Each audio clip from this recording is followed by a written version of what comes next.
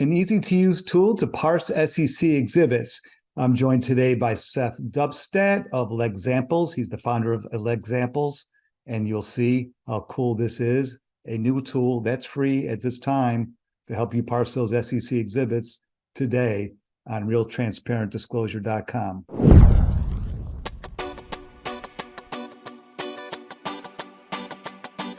So Seth, it sounds like you've got an exciting new project that you've launched, Lex Examples, and we're going to look at that in a minute. So what was the problem that was out there for you to solve that led you to build Lex Examples? Thanks, Brock. You're going to love this. It's about SEC disclosure. Exhibit disclosure isn't as transparent and as clear as it could be. So the project Lex Examples looks to correct or enhance really is those exhibit disclosures. A lot of them are paper filed still. Some of them are buried in proxies. A lot of them are buried in proxies. Some of them are images. Instead of text, they're actually just images of text.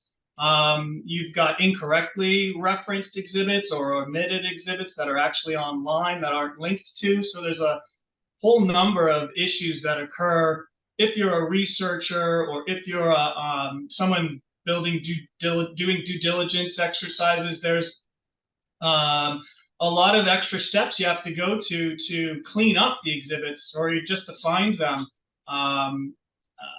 buried in SEC filing disclosures. I have a lot of examples I can show you of this. But imagine you're trying to analyze the governance of a company and the charters are missing or part of a 100-page 10K.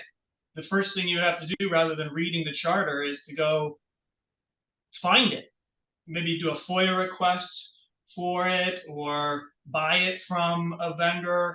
These are public documents. They should really be more available than they are even on the SEC's website. So I think what you'll find is a much easier, much more efficient way to search for exhibits as a researcher looking for example agreements. One big thing that's come up lately is large language models, which is really an interesting new area I want to get into next. Training large language models with the generative API capabilities. So why don't we go ahead and see what you built? And sure, yeah, let me show you an example of this. So say you were looking at that, and you did it the standard way. You were just taking a look at their 10K. Here, give me a sec, I'll just cruise down to their exhibit index. So you can see here the charter is paper filed. An amendment to the charter is here, but it's within this 10K. So somewhere in here is an amendment to the charter that you're really interested in, and the paper original is gone. But when you use Lexamp, or not available online, not gone. When you go to examples, the difference is the paper document will be available. Here's that original PDF. And instead of looking at that whole 10K, the Lexamples version is just in this case, the amendment to the charter. It's not the rest of the 10K. You don't care about the rest of the 10K, you just want the charter. So you can create a PDF, download this into PDFs with all the other governing documents of GAAP, or maybe there's some other material contracts that are paper or buried. It just makes it a more of a seamless exercise to pull these documents, search the documents. Nothing's buried, nothing's hidden. It's all accessible in the same way as a normal exhibit disclosure. so this is a alternative to using obviously the SEC's Edgar. Yeah. And how does it compare to other solutions that are out there that people might already be familiar with? Yeah, so I think Lexis and Westlaw are going to be the most common in our universe. They've got some very expensive solutions. This a lot more cost effective. You're also looking at systems that use search strings or Boolean search operators to identify the documents, which is not always precise. You're relying on the company to title the agreement correctly or in a way that can be read. You're relying on the writer of the search string to catch all variations of the name that could possibly be used by the company when they're filing or disclosing whatever the exhibit might be. So it lacks precision. It'd be like walking into a library where a lot of the books are up on the wall, but there's also books scattered all over the floor, and you you know, in order to be able to do that research comprehensively and easily and efficiently, all those books are now stacked up on the shelf and properly cataloged. So why don't we go back to the home page of Lexamples and have a more of a look around to see what you've built here. So typically someone would come in and search. Now it says login here. So do you have to create an account to use? You don't have to. You can do a lot of searching here without an account. If you want to set up an alert, you have to set up an account. And if you want to download the PDF, you have to set up an account. But otherwise, you can search and screen and click without being charged for anything. There are keyword capabilities here, so you can also do Boolean search strings here if you wanted to, you know, search for one word appearing within 5 words of another. You can do that sorts of searches here. That's what people are used to. So I've got it here, but this would be better used for a much more precise search within the exhibit body text. You can search the description of the exhibit that the company discloses. Also, what's happening to show you this when we're missing some of my search filters here. Law firm is one. Anytime a law firm's mentioned in an agreement or an exhibit, you can set up searches or alerts for that. You want SCAD and merger agreements, Walktel, poison pills. You can set up alerts to be notified when those come through. If you run, let's see, one of the things you could do is differentiate exhibits that are currently referenced in a 10K or 20F and ones that aren't. So maybe you wanted to see only material contracts that are currently referenced by a company. We can do that really quickly. The idea here is to be able to sift through some of the noise that exists in Edgar. There's also market cap capabilities here and state of ink, and maybe you wanted to not include compensation related agreements in your results. I could screen those out here and get a more precise look at. And all this is free.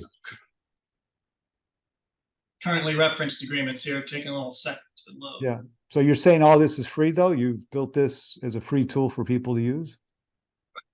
Well, yeah. So initially it's going to be free. Eventually I'll charge for it. You do get charged if you set up more than one alert. There's a fee. It's $90 a year, so it's not a significant fee, really. Just looking to gain users at this point, gain feedback. Stop this. Something's blown up here. It looks like a really easy interface to use. It's very easy to use. All the filters on the left will apply to whatever you're looking at. This is just reverse chronological look at all the press releases that are coming in right now. It is real time, so you can set up alerts that are real time, or you can also do compilations. You don't want to get emails all day long. You can set up a daily alert for all employment agreements, a weekly alert for all employment agreements, or whatever combination of filter criteria you want. And can be set up as alerts. And then if you can also export to PDF. So if you just select the ones you want, you'll see them added here. And then you can just download it as a PDF. It's very simple. The idea is it's supposed to be very simple, and all the difficult stuff is done in the background, so you don't really have to go searching for all these buried exhibits. Um, So any surprises? I know usually when I undertake a project, there's always twists and turns I didn't expect. well, the big one was artificial intelligence. I was building this before ChatGPT and didn't really anticipate a huge new use case for this data set, which is going to be utilizing our API to train law firms, hopefully, will want to train their own large language models.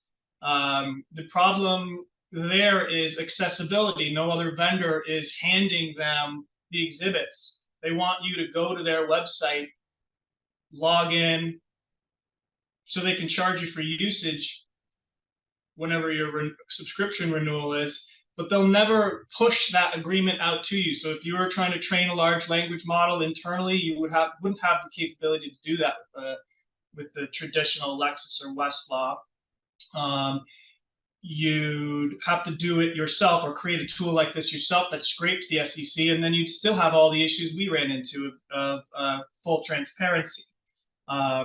So I'm hoping a comprehensive database of these exhibits is going to be what become the standard for training large language models.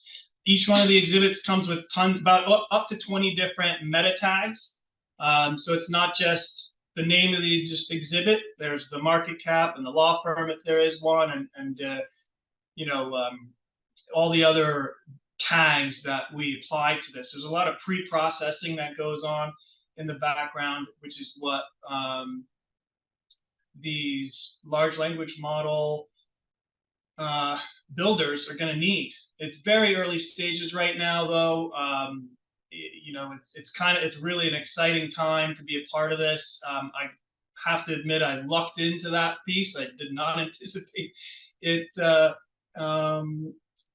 It did not anticipate this as a use case, but I'm very excited to facilitate it and probably build out a little widget here utilizing ChatGPT's open source code and sort of give law firms an idea about how to use it. You can select 5 credit agreements and ask to summarize them or find out what the differences are. And it does this instantly, and it's really amazing. And the efficiency of it is spectacular. And we're just on very early stages of enjoying it. Well, it's awesome. I know it was a labor of love to do something like this, and so creative to even think about doing something like this. So thank you for building it. I know you've probably spent an incredible amount of time building it to date, and I know even going forward to keep it going, that it's a lot of work. Yeah, thanks, Brock. It started out as a passion project, turned into a labor of love, and then I hated it for a while, and I loved it again. It's definitely been a roller coaster. And that's why we lose our hair. Have a good day. Right. Thank you. Thanks, Brock.